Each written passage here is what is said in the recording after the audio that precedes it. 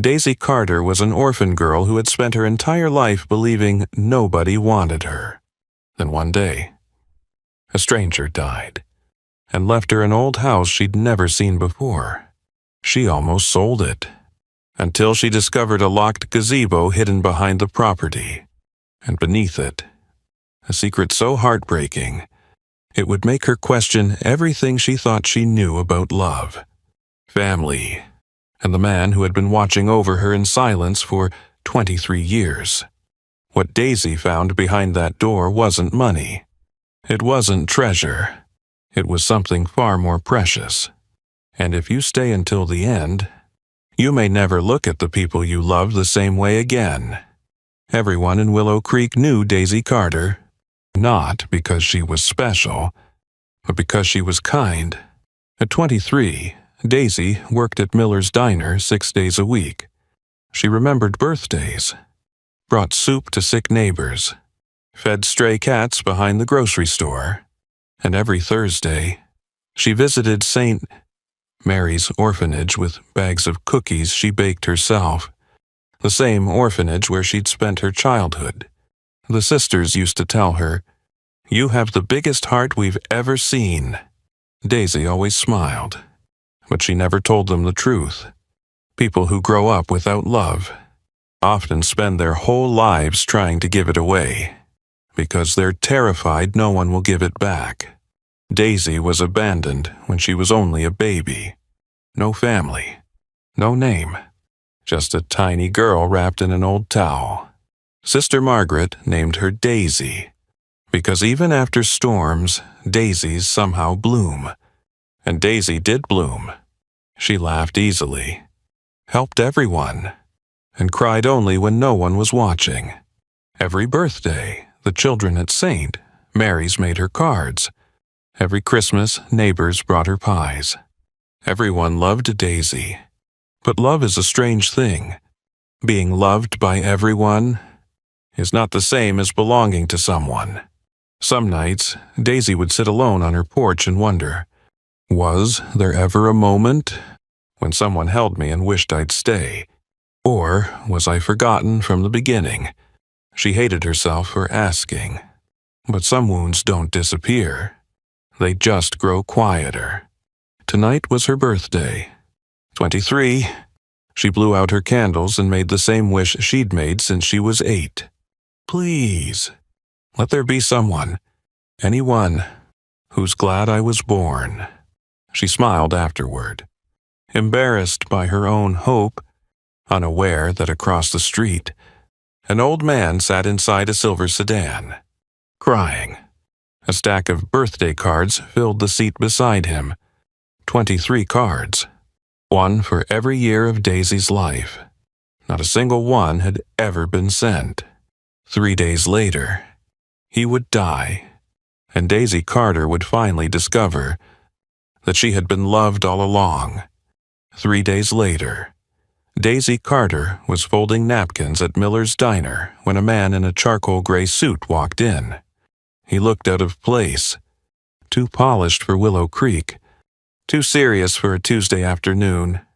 Daisy wiped her hands on her apron and walked over with a smile. Table for one. The man stood quietly for a moment, studying her face. His expression softened. "Miss Daisy Carter." Daisy nodded.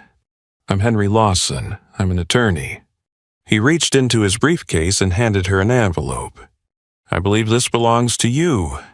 Daisy frowned. Nobody ever wrote to her. The envelope was thick, cream-colored, with her name written in neat handwriting. No return address. She looked back up. "I think you've got the wrong person." Mr. Lawson shook his head. "I don't." His voice grew gentler. "William Hayes passed away 3 days ago." Daisy stared at him blankly. The name meant nothing. "I'm sorry," she said softly. "I don't know who that is." A strange sadness crossed the attorney's face. "No," he replied. "I suppose you wouldn't." That evening, Daisy sat alone in her tiny apartment above the laundromat. Lucky slept beside her while she read the letter for the 4th time. It was short, almost painfully short. To Daisy Carter, if you are reading this, then I am gone. I have left my home, my belongings, and everything I own to you. I know I have no right to ask anything of you, but if you can, please come home. There was no explanation, no signature except William Hayes. Daisy turned the paper over. Nothing. She laughed softly. Home. The word felt foreign. She had never had one. The next morning, curiosity won. Mr. Lawson drove her to the property himself. As the car wound through the outskirts of Willow Creek, Daisy watched the scenery change. Small houses gave way to wide fields. Bare trees stretched toward the winter sky. The road narrowed. And finally, the car stopped. Daisy stepped out slowly. In front of her stood the oldest house she'd ever seen. A sprawling white farmhouse with dark shutters and a wraparound porch. Time had worn it down. The paint peeled. The porch sagged.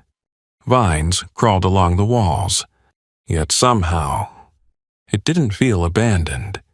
It felt lonely, as if it had been waiting a very long time. You own all of this now, Mr. Lawson said. Daisy looked around in disbelief. Why me? The attorney hesitated. For a moment, Daisy thought he might answer. Instead, he simply said, I think Mr. Hayes hoped you'd understand one day. Inside, the house smelled of cedar wood and old books. Nothing had been moved. A pair of reading glasses sat beside an armchair. A mug rested in the kitchen sink. A blanket lay folded neatly over the sofa. It felt as though someone had just stepped outside and forgotten to come back. Daisy wandered from room to room. The walls were covered in photographs, landscapes, sunsets, birds. But strangely, not a single photograph of William Hayes. Not one. It was as if the man had erased himself from his own life. That's odd, Daisy murmured. Then she noticed something else. Every clock in the house had stopped. All at the same time. 8:17. She shivered. That's creepy. Mr. Lawson smiled sadly. That's the exact moment he passed. For the next hour, Daisy explored every corner. The attic, the basement, the old study, until finally, she stepped into the backyard and froze. At the far end of the property stood a small wooden gazebo, circular, weathered, covered in ivy. It looked ancient, but what made Daisy's breath catch was the door. Gazebos weren't supposed to have doors, especially not heavy iron doors, and especially not doors locked from the outside. She walked closer. Lucky trotted beside her. The winter wind stirred the branches overhead. Somehow, the air felt different here. Still, almost sacred, a rusted iron plaque hung above the doorway. Daisy brushed away years of dirt. The words beneath made her heart skip. Only open when you're ready to know. How deeply you were loved. Daisy read it twice, then a third time. Her throat tightened. Loved? By whom? Why would someone write something like this? And why? Did it feel like the words were meant for her? A strange ache stirred inside her chest. The same ache she'd carried since childhood. The ache of unanswered questions, of empty birthdays, of standing at windows waiting for someone who never came. Lucky whimpered softly beside her. Daisy looked down. The little dog was staring at the door, tail tucked, ears low, as if sensing something she couldn't. The lock was old, heavy, and hanging from it was a faded red ribbon, for reasons she couldn't explain.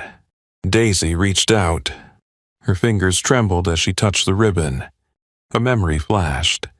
A little girl, 8 years old, blowing out birthday candles, making the same wish she'd made every year. Please, let there be someone. The wind picked up, and for just a moment, Daisy had the strangest feeling, as though somewhere nearby, someone was holding their breath, waiting for her, not to find a house, not an inheritance, but the truth. And somehow, Daisy knew whatever lay behind that door was going to change everything. Daisy didn't sleep that night. The words on the plaque followed her back into the house. Only open when you're ready to know how deeply you were loved. Loved. The word felt almost cruel. People didn't leave babies on orphanage steps if they loved them. People didn't forget birthdays. They didn't disappear for 23 years. So why did her chest ache every time she thought about those words? Why did she keep hoping they were true? The house groaned softly in the wind. Lucky slept beside the fireplace, twitching in his dreams. But Daisy sat awake in the old study, staring at the faded red ribbon she had untied from the iron lock. It wasn't just a ribbon. There was something tied inside it. A key. Small. Brass. Worn smooth by time. Daisy turned it over in her hand. A tiny daisy flower was engraved on the handle. Her breath caught. That's impossible. How could a stranger know her name? Know the flower she'd been named after? Her fingers tightened around the key. Outside, snow drifted quietly beneath the moonlight. And for the first time since arriving, Daisy was afraid. Not of what she might find, but of what she might lose. Because if nobody had loved her, she knew how to survive that. She'd done it her whole life. But if someone had loved her all this time, how could she ever forgive them for staying away? The next morning arrived gray and cold. Daisy stood in front of the gazebo. Lucky paced nervously behind her. "You don't like this either, huh?" she whispered. The dog whimpered. Daisy smiled weakly. "Me neither." She slid the brass key into the lock. For a moment, nothing happened. Then, click. The sound echoed through the silent yard. The lock fell open. Heavier than she expected. Older too. Daisy hesitated. Her hand rested on the iron handle. Suddenly, she remembered something. A memory she'd buried years ago. She was 8, standing by the orphanage window after her birthday party. Snow falling outside. And across the street, a silver car. An old man sitting inside, watching her. He looked sad. So sad. Daisy remembered waving. Just once, the man had smiled. And then, he cried. She never saw him again. Or at least, she thought she didn't. The memory vanished as quickly as it came. Daisy swallowed hard and opened the door. The inside was darker than she expected. This wasn't a gazebo. Not really. Wooden walls curved around a narrow circular room. And in the center, a spiral staircase descended into the earth. Daisy stopped breathing. What in the world? The air smelled of cedar, old paper, and something else. Something warm. Familiar.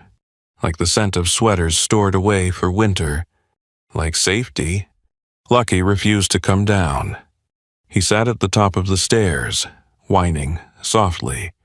Daisy knelt and stroked his head. It's okay. But she wasn't sure if she meant it for him. Or herself. The staircase creaked beneath her feet. 1 step. 2. 10.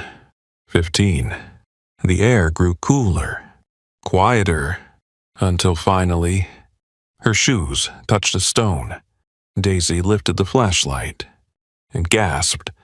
The room stretched farther than she expected. Shelves lined the walls. Hundreds of small wooden boxes, carefully arranged, each labeled with a name and a year. Martha Reed, 1968. James Miller, 1974. Sarah Collins, 1982. Some names belonged to children, others to elderly people, each box worn differently. Some decorated with ribbons, others scratched and faded. It wasn't a vault. It was a memory, a place where people had left pieces of themselves behind. Daisy walked slowly between the shelves. Her fingers brushed the edges of the boxes. Each one held a story, a heartbreak, a hope, and suddenly, she saw it.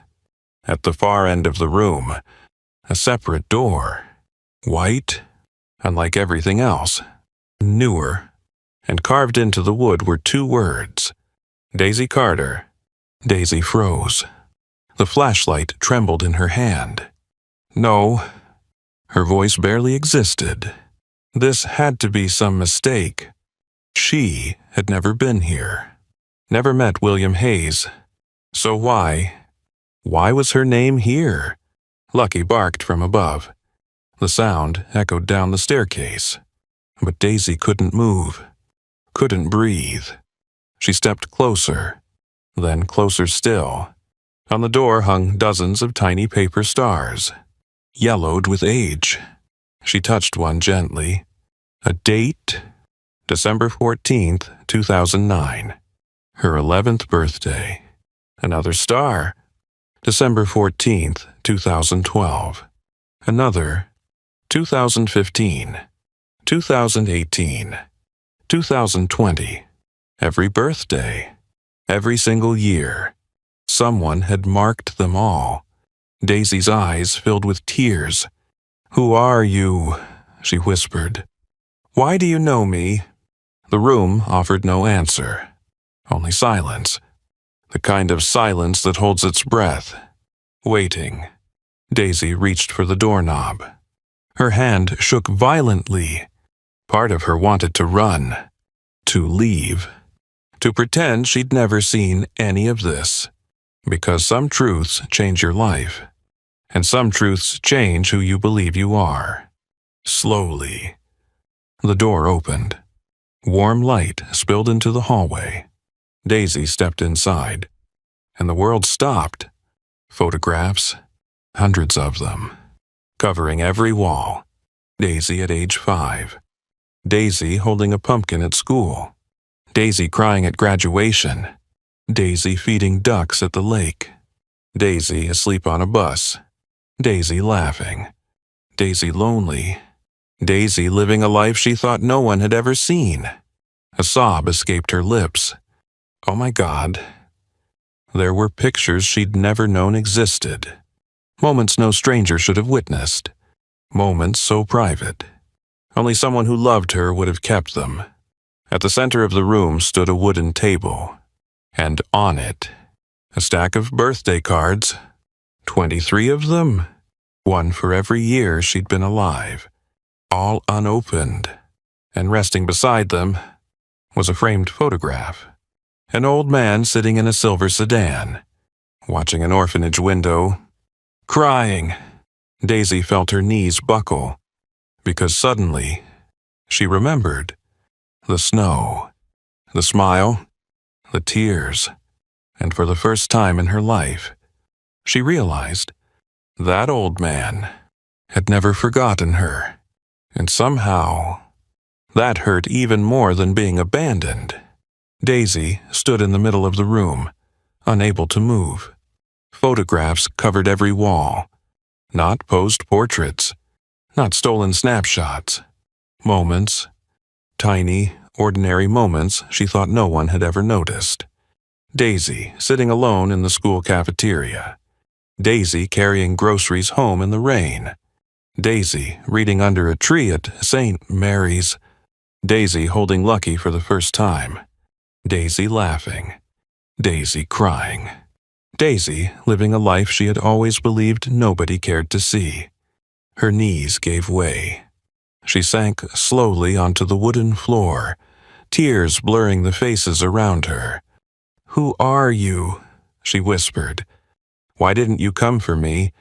The room offered no answer, only silence, and on the table before her, a stack of birthday cards, 23 of them. Tied neatly with a faded blue ribbon, Daisy wiped her eyes and reached for the first one. Age 1. Inside was a short note. The handwriting was shaky, uneven, as though the writer had stopped many times. "My little Daisy, today you turn 1. I don't know if you like cake yet. I don't know if you're afraid of thunder. I don't know if you have your mother's smile. I only know this. I miss you every single day. And I have no right to." Daisy's fingers trembled. "Your mother." She quickly grabbed another card.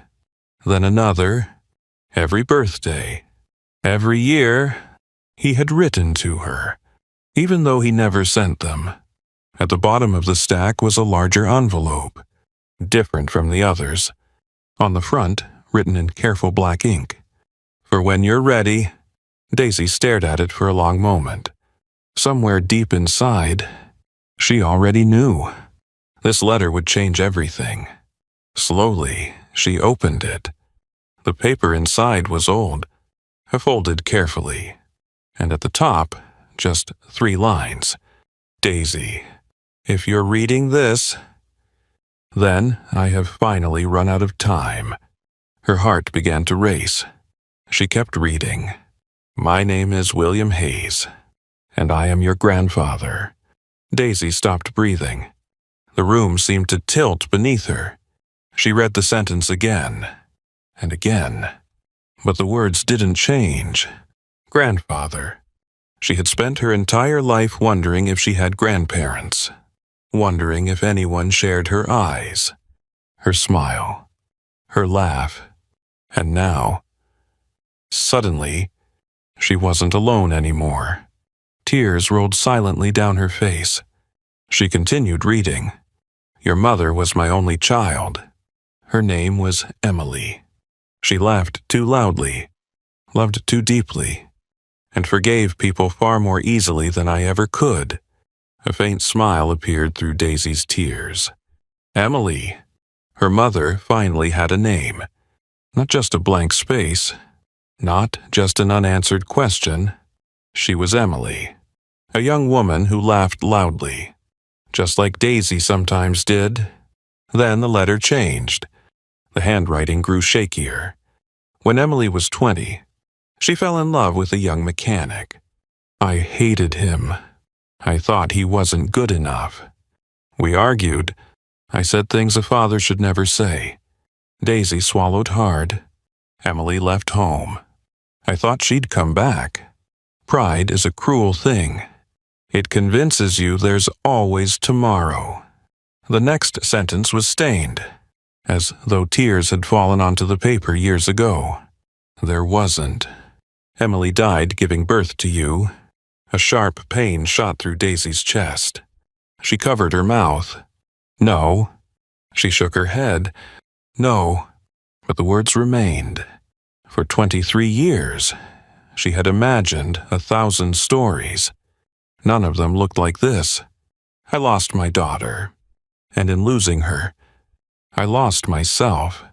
3 months later, I suffered a stroke. The doctors said I wasn't strong enough to raise a baby. My sister begged me to let Saint, Mary's, care for you. She promised it would only be temporary. But temporary became years, and years became shame. Daisy squeezed the letter tighter. All her life she had believed. Nobody wanted me. Nobody came. Nobody cared. And suddenly, that story no longer felt true. Not completely. Not anymore. She kept reading. "The first time I visited you, you were 3 years old. You were sitting in the garden, drawing flowers. I asked Sister Margaret what they were. She smiled and said, 'Daisies.' They're her favorite. Daisy laughed softly through her tears. Daisies, the flower she'd loved her whole life. And somehow, he remembered. I wanted to tell you who I was. God knows I tried. But every time I saw your face, I saw Emily. And all I could think was, you deserve better than me. Anger suddenly rose inside her. Hot. Sharp. You should have told me, she whispered. You should have come. The room stayed silent. But the letter continued. On your 8th birthday, I stood outside the orphanage window. Daisy froze. A memory flashed through her mind. Snow falling. Birthday candles. A man standing outside, crying. I prayed you'd wish for toys. Or candy. But afterward, Sister Margaret told me what you wished for. Daisy's hands began to shake. You said, please let there be one person who's glad I was born. The tears came instantly, because she remembered every word, every ache, the loneliness of being 8 years old and believing nobody wanted you. William wrote, Daisy, I wanted to run to you. I wanted to tell you, there has never been a day I wasn't grateful you were born.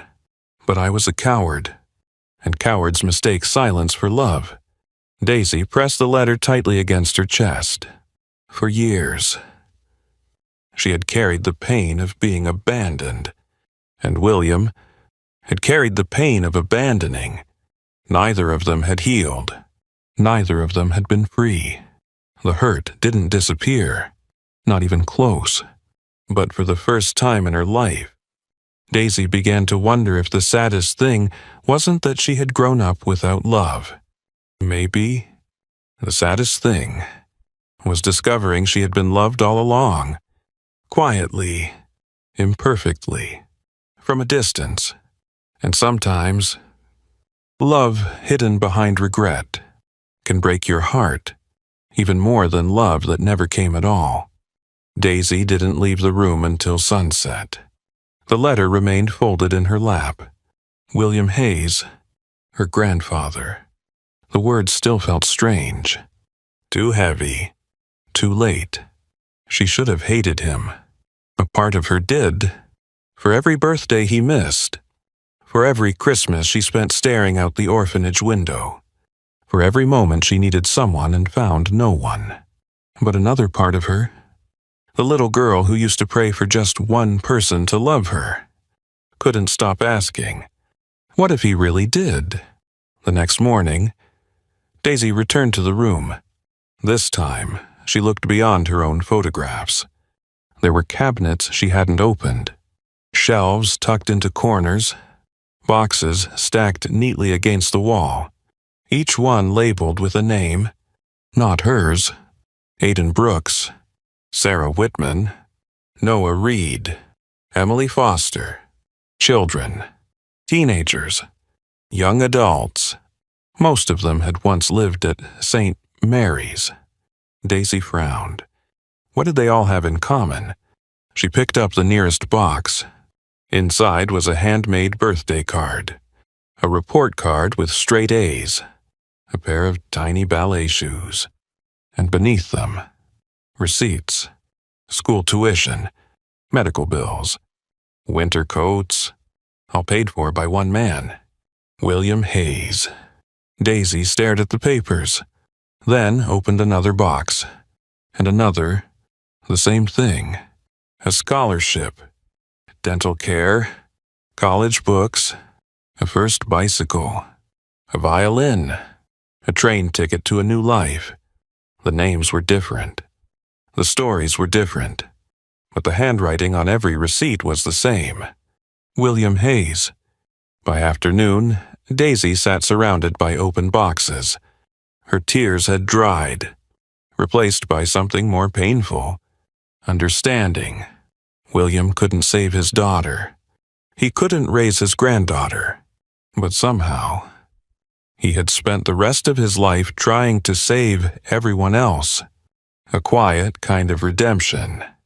The kind nobody applauds. The kind no one even notices. Until it's too late. That evening, Daisy visited Mr. Lawson. The attorney smiled sadly when she walked in. "You found the room." It wasn't a question. Daisy nodded. "Why didn't you tell me?" Mr. Lawson looked down at his coffee. "Because he asked me not to." Daisy frowned. "Why?" The old attorney sighed. "Because William never forgave himself." He stared out the window for a moment. "You know, every month he'd drive to St. Mary's. Never went inside. Just sat in his car." Daisy looked away. The silver sedan. The old man in the snow. The tears. "He watched you graduate." Mr. Lawson continued quietly. "He paid for your braces. He bought Lucky his vaccinations." Daisy blinked. "What?" Mr. Lawson smiled. "You thought the shelter paid for them." Daisy sat speechless.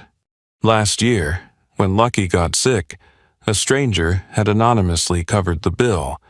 The veterinarian never told her who. William. It had been William. "He knew you worked at Miller's," Mr. Lawson said. "He used to eat there." Daisy frowned. "No, I would have remembered." Mr. Lawson chuckled softly. "He sat in the corner booth every Tuesday. He always ordered coffee. And never took his eyes off you." Daisy's breath caught. The corner booth. The old man with the gray coat. The one who tipped too much. Who smiled shyly. Who once told her, "You have a kind heart. Don't let the world harden it." Tears filled her eyes. Oh my God. That night, Daisy returned to the house. The silence felt different now. Not lonely. Not haunted. Sad? Yes. But also full of love. Love that had nowhere to go. She walked through the kitchen. Touched the chair William used to sit in. The mug still beside the sink. The reading glasses on the table. She imagined him here. An old man drinking coffee. Staring at photographs. Wondering if she'd ever forgive him. Daisy stepped outside. Snow crunched beneath her boots. The gazebo stood quietly beneath the moonlight. The place that had once frightened her now felt sacred. She sat on the wooden steps. Lucky rested beside her. And for the first time since reading the letter, Daisy spoke out loud. "I don't forgive you." The words surprised her. She swallowed hard. "Not yet." A tear slipped down her cheek. "But..." She looked toward the house, toward the room filled with photographs, toward a lifetime of silent love. "I don't hate you anymore either." The wind moved softly through the trees, and somehow she felt less alone. The next morning, Daisy made a decision. She wasn't going to sell the house. She wasn't going to lock away William's secrets. And she certainly wasn't going to let this place disappear. There were too many stories here. Too many people who had once felt abandoned. Just like she had. Daisy looked around the room beneath the gazebo. At the boxes. The letters. The memories. Then she whispered softly, "Nobody should feel forgotten." The words hung in the air. Simple, but powerful. And in that moment, without fully realizing it, Daisy Carter stopped being the little girl waiting at the window and became someone else. Someone who could open the door, not only for herself, but for everyone still waiting to be loved. Winter slowly loosened its grip on Willow Creek. The snow began to melt. Tiny green shoots pushed through the frozen earth. And for the first time in years, Daisy Carter felt something she barely recognized. Hope. The house no longer felt like a stranger. Every morning, she opened the curtains and let the sunlight spill across the hardwood floors. Every afternoon, she dusted shelves William hadn't touched in years, and every evening, she sat beneath the gazebo, reading the letters he had written but never sent. Sometimes she cried. Sometimes she laughed. Sometimes she got angry all over again. Healing, she was learning, wasn't a straight road. It twisted. It circled back. It hurt. But little by little, it moved forward. Word spread quietly around Willow Creek. People began stopping by. An elderly woman brought a basket of cookies and said, "William paid for my grandson's surgery." A retired teacher showed Daisy an old scholarship check. "He never wanted anyone to know," the man said, his voice shaking. A young mother left flowers on the porch. "He helped me when nobody else would." Daisy listened to every story, and the more she heard, the less she understood. If William had been such a generous man, why had he spent his whole life hiding? Why had he loved from a distance? Why had he chosen silence? One rainy afternoon, while cleaning the study, Daisy discovered an old metal box hidden behind a bookshelf. It was covered in dust, locked, and unlike everything else in the house, there was no key. Across the lid, written in William's neat handwriting, were 4 words. "Do not open yet." Daisy frowned. She almost laughed. The man had hidden an underground vault filled with secrets. And apparently, he'd still found more places to hide things. She placed the box aside. But all evening, she couldn't stop thinking about it. At night, she dreamed, not of William, but of her mother, Emily, a woman she'd never met. In the dream, Emily stood beneath the gazebo, young, beautiful. Her dark hair danced in the wind. She smiled at Daisy with eyes full of sadness. Then she pointed toward the orchard behind the house and whispered, "Not everything is buried underground." Daisy woke up with tears on her cheeks. The words echoed in her mind. Not everything is buried underground. The next morning, she grabbed a shovel. Lucky barked excitedly and raced ahead. The orchard behind the house was old. Most of the trees no longer bore fruit. Their branches twisted toward the sky like tired hands reaching for heaven. Daisy walked slowly between them. She wasn't sure what she was looking for, only that some instinct, was pulling her forward. Then she saw it. An enormous oak tree stood near the edge of the field. Its trunk was scarred with 2 initials, plus E, William and Emily. Daisy stopped breathing. Beneath the tree sat an old wooden bench, weathered, forgotten, and tucked beneath it, a rusted tin box, hidden carefully, as if someone had wanted it found, but only by the right person. Daisy knelt. Her hands trembled as she opened it. Inside lay a photograph. A young William, smiling. Beside him stood Emily. She couldn't have been older than 20. And in her arms, a newborn baby. Daisy. Fresh tears filled her eyes.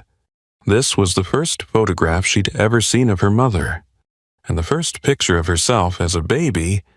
She touched Emily's face gently, trying to memorize her, the curve of her smile, the softness in her eyes, the way she held Daisy as if she were the most precious thing in the world. Beneath the photograph rested a small journal, Emily's journal. Daisy's heart began to race. Slowly, she opened it. The first page read, June 14th. Dad says I'm making the biggest mistake of my life. Maybe he's right. But I've never loved anyone the way I love Michael, and I'm not afraid anymore. Daisy smiled through her tears. Her mother sounded brave and stubborn, just as William had described. She turned the page. October 2nd. Dad hasn't called. I pretend it doesn't hurt, but every night I dream he forgives me. Another page. December 21st. The baby kicked today. I wish Dad could feel it. I wish he knew how much I still love him. Daisy closed her eyes. All her life she had imagined bitterness, resentment, hatred. But her mother had never stopped loving William. Not for a single moment. She flipped to the final pages. The handwriting grew shakier, uneven, as though written with trembling hands. March 8th. If something happens to me, tell Dad I never blamed him. Tell him I was stubborn too. Tell him. I hope he forgives himself. Daisy froze. March 8th? Her birthday. The day Emily died. A tear slipped down her cheek. Then another. At the bottom of the box was one final envelope, unopened, addressed simply, William Hayes. Daisy frowned. The seal had never been broken. For more than 23 years, William had never opened it. Why? Slowly, carefully. Daisy slid her finger beneath the seal. Inside was a single sheet of paper, only one sentence, written in Emily's trembling handwriting. William, Daisy isn't your punishment. She's your second chance. Daisy covered her mouth, and suddenly, everything changed. William hadn't stayed away because he didn't love her. He stayed away because he believed he didn't deserve her. He had spent 23 years punishing himself, watching from afar, loving quietly. Terrified that his presence would only cause more pain, Daisy looked toward the house, toward the gazebo, toward the room filled with photographs and birthday cards. For the first time, she felt something new. Not forgiveness, not yet, but compassion for a lonely old man who had lost his daughter and nearly lost himself. The wind moved softly through the orchard. Lucky rested his head on Daisy's lap. She looked down once more at Emily's final words. She's your second chance. And a strange thought entered her mind. What if William wasn't the only person who needed a second chance? What if there were others? Others carrying regret. Others hiding from love. Others convinced they were beyond forgiveness. Daisy looked toward the gazebo, toward the vault of stories hidden beneath it. And for the first time, an idea began to take shape. An idea that would change not only her life, but the lives of countless others. She just didn't know it yet. Spring arrived quietly in Willow Creek. The snow melted. The orchard behind the house bloomed once again. And somehow, so did Daisy. Not all at once. Healing never works that way. Some mornings she still woke up angry. Angry at William for waiting too long. Angry at fate for taking her mother. Angry at all the birthdays she spent believing she was unwanted. But then she'd walk into that room beneath the gazebo. The room filled with photographs. 23 birthday cards. A music box never given. And she'd remember, love isn't always loud. Sometimes, it's an old man sitting alone in a silver sedan while snow falls outside, crying because he's too ashamed to knock on the door. And somehow, that thought softened her. And little by little, one Saturday morning, Daisy carried a wooden sign into the front yard. Lucky trotted behind her, older now, slower too, but still unwilling to leave her side. Daisy planted the sign beside the gazebo. The words were simple. The House of Second Chances. No grand opening. No ribbon cutting. No newspaper announcement. Just a sign. And an open door. The first visitor came 3 days later. Her name was Martha, an elderly woman with trembling hands and tired eyes. She stood on the porch, clutching a shoebox. "I heard this place belonged to William Hayes," she said nervously. Daisy smiled. "It did." Martha shook her head gently. No. Tears filled her eyes. I think it belongs to people like us now. Inside the shoebox were old photographs, a wedding ring, and dozens of letters she'd written to her daughter. Letters she'd never sent. I haven't spoken to her in 18 years, Martha whispered. I don't know how to fix it. Daisy poured her a cup of tea, sat beside her, and said the words she wished someone had said to William long ago. Maybe it's not too late.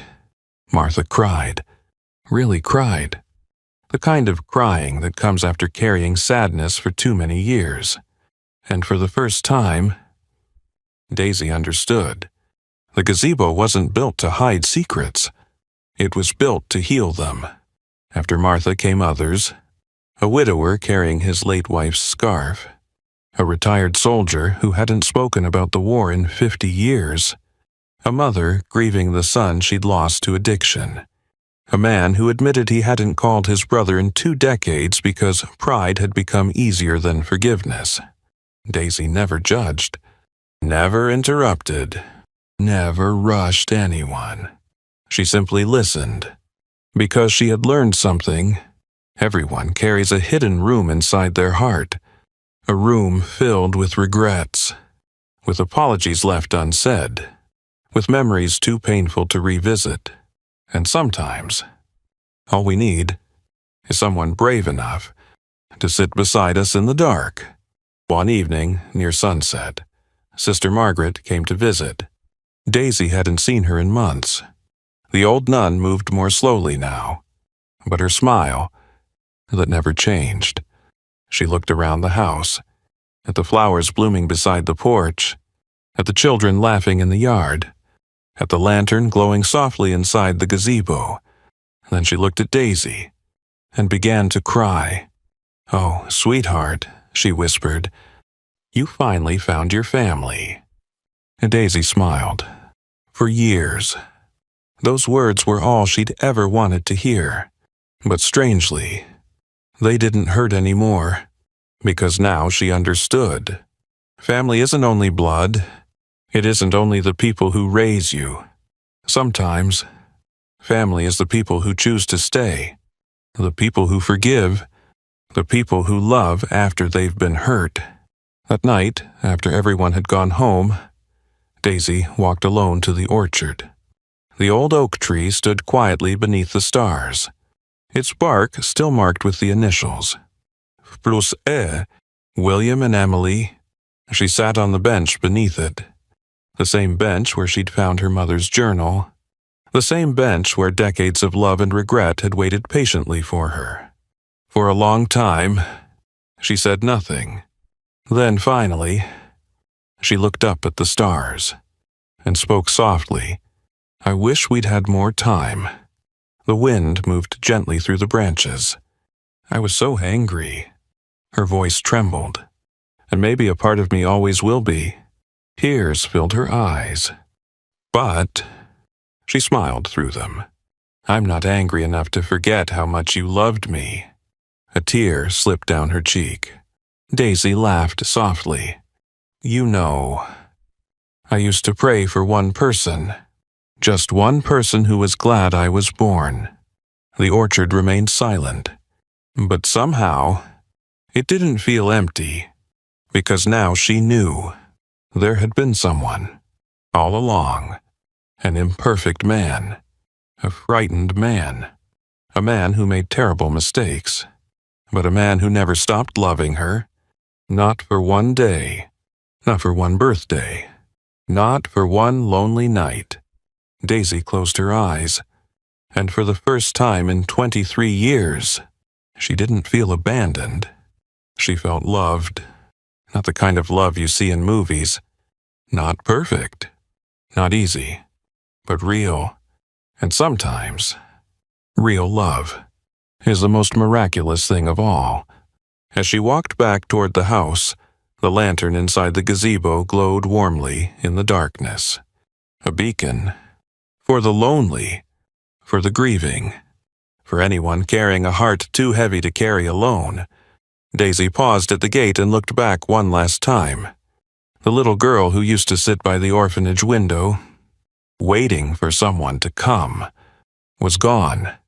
In her place stood a woman who had learned that broken hearts can heal, that forgiveness is stronger than regret, and that sometimes the people who love us most don't always know how to say it, but love, real love, always finds its way home, and when it does, it doesn't just change your life.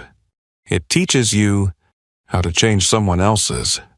Maybe that's the hardest truth in life. Not everyone who loves us knows how to love us the right way. Some people love through words, others through sacrifice, and some love quietly, so quietly we mistake their silence for indifference. Daisy spent 23 years believing she had been abandoned. William spent 23 years believing he didn't deserve forgiveness. One carried loneliness, the other carried regret, and both of them lost precious time. Maybe that's why we shouldn't wait too long. Too long to say, "I'm sorry." Too long to say, "I forgive you." Too long to tell someone, "I'm glad you were born." When Daisy was 8 years old, she sat alone in the orphanage and made a wish. "Please, let there be one person, just one person, who's glad I was born." For years, she believed nobody answered, but she was wrong. There was someone. There had always been someone. An imperfect man, a frightened man, a man who made terrible mistakes, but a man who never stopped loving her. Years later, standing beneath the gazebo, Daisy held William's photograph close to her heart. She smiled through tears and whispered, "You know, I got my wish." And for the first time in her life, she didn't feel abandoned. She felt loved, deeply, imperfectly, completely. Because sometimes we spend our whole lives searching for love, only to discover that love has been searching for us too.